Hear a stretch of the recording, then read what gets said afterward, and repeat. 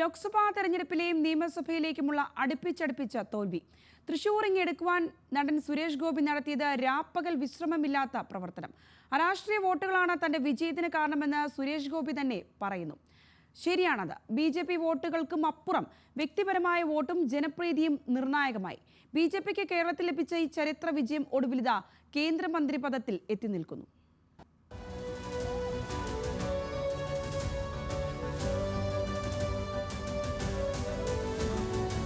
സുരേഷ് ഗോപിയുടെ വിജയം ഒരു കലാകാരന് സാംസ്കാരിക തലസ്ഥാനം കൊടുത്തൊരു അംഗീകാരം. അത് BJPയുടെ അക്കൗണ്ട് അല്ല.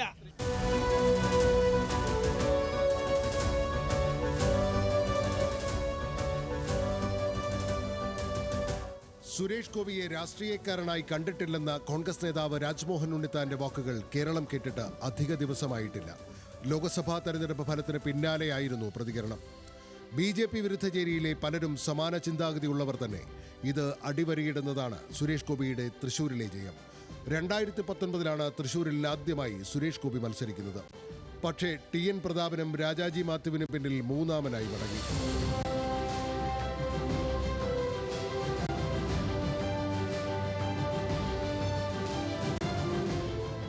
പിന്നീട് വന്ന നിയമസഭാ തെരഞ്ഞെടുപ്പിലും ഭാഗ്യം പരീക്ഷിച്ചു. പക്ഷേ വീണ്ടും മൂന്നാം സ്ഥാനം. തുടർന്നങ്ങോട്ട് നടത്തിയ കുറെ കൂടി ചിട്ടയായ പ്രവർത്തനമാണ് ഇത്തവണ സുരേഷ് ഗോപിക്ക് ഗംഭീര വിജയം സമ്മാനിച്ചത്. ഇക്കാലയളവിൽ പല ജനകീയ പ്രശ്നങ്ങളിലും വ്യക്തിപരമായും രാഷ്ട്രീയ നേതാവ് എന്ന നിലയിലും അദ്ദേഹം ഇടപെട്ടു.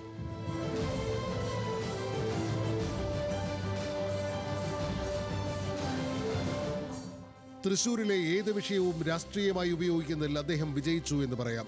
ലോക്സഭാ തെരഞ്ഞെടുപ്പിന് തൊട്ടുമുൻപ് CPM-നെ പ്രതിക്കൂട്ടിലാക്കിയ കരുവന്നൂർ ബാങ്ക് തട്ടിപ്പിനെതിരെ പദയാത്ര സംഘടിപ്പിച്ച് ജനകീയ ഇടപെടൽ ശക്തിപ്പെടുത്തി.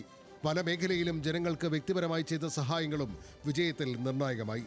പൈലറ്റാകാനുള്ള പഠനത്തിൽ ആദിവാസി പെൺകുട്ടിക്ക് ധനസഹായം നൽകിയത് ഇവയിലൊന്നു മാത്രം. മണ്ഡലമോ ജില്ലയോ നോക്കാതെ സഹായങ്ങൾ ചെയ്തു. സുരേഷ് ഗോപിയുടെ മാനുഷിക പ്രവർത്തനങ്ങളെ വില കുറച്ച് കണ്ടിട്ടില്ലെന്നത് താരത്തോടുള്ള പ്രതിപക്ഷ ബഹുമാനം കൂടിയായി. അദ്ദേഹത്തിന്റെ ജീവകാരുണ്യ പ്രവർത്തനങ്ങളെ രാഷ്ട്രീയമായി കണക്കുകൂട്ടേണ്ടെന്ന് ഒരു ഘട്ടത്തിൽ CPM നേതാവ് MV ഗോവിന്ദൻ പറയുകയും ചെയ്തു.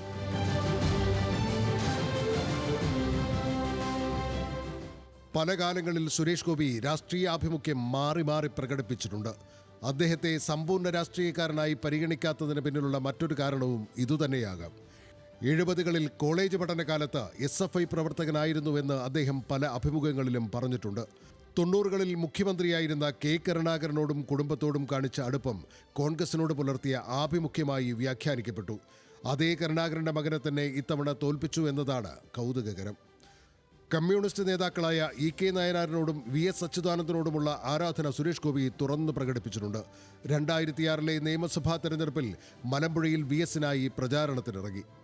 ഇതേ തെരഞ്ഞെടുപ്പിൽ പൊന്നാനിയിൽ കോൺഗ്രസ് നേതാവ് MP ഗംഗാധരനായും വോട്ട് ചോദിച്ചു. രാഷ്ട്രീയമില്ലെന്നും സ്ഥാനാർത്ഥി ബന്ധുവായതുകൊണ്ടാണ് പ്രചാരണത്തിനെത്തിയത് എന്നുമായിരുന്നു അന്ന് പറഞ്ഞത്.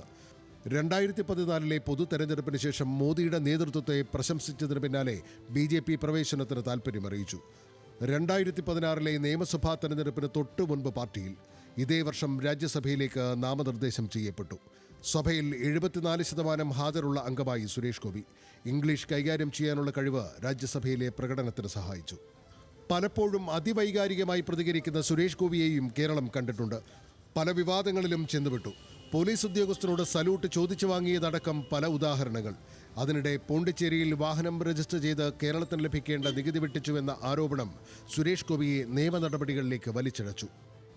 ഇതെല്ലാമാണെങ്കിലും സുരേഷ് ഗോപി എന്ന കലാകാരനെ കേരളം ഇഷ്ടപ്പെടുന്നുവെന്നതിൻ്റെ തെളിവ് കൂടിയാണ് ഈ വിജയം. അരാഷ്ട്രീയ വോട്ടുകൾ എന്ന് സുരേഷ് ഗോപി പറയുന്നത് ന്യൂട്രൽ വോട്ടുകളെ ചേർത്തായിരിക്കണം. പൊതുവെ സംഘപരിവാർ രാഷ്ട്രീയത്തോട് ചേർന്ന് നിൽക്കാൻ താൽപ്പര്യം കാണിക്കാത്ത കേരളം സുരേഷ് ഗോപിയെ 2 കൈയും നീട്ടി സ്വീകരിച്ചതിന് കാരണവും മറ്റൊന്നല്ല. Political desk, news Malayalam.